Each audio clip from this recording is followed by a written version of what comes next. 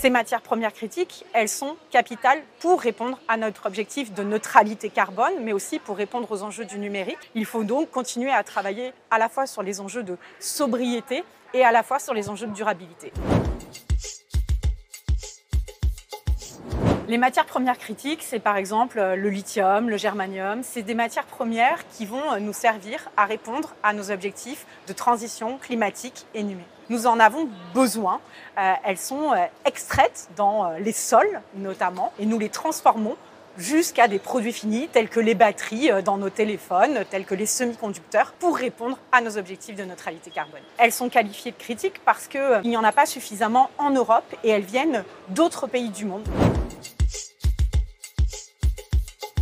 Vu que ces matières premières critiques ne sont pas nécessairement toutes au sein de l'Union européenne ou pas en quantité suffisante, nous devons travailler à un approvisionnement qui soit sûr et qui soit durable. Cette législation, elle vise à la fois à diversifier nos sources d'approvisionnement, mais pas seulement. Nous avons une volonté de créer de la richesse aussi sur les pays tiers qui justement ont ces matières premières critiques. Parce qu'on voit souvent que ces matières premières, elles peuvent être extraites, elles sont ensuite travaillées dans d'autres États, notamment la Chine, sans création de valeur sur place. Donc il y a des comportements notamment de prédation de la Chine ou de la Russie, et ça, c'est pas acceptable.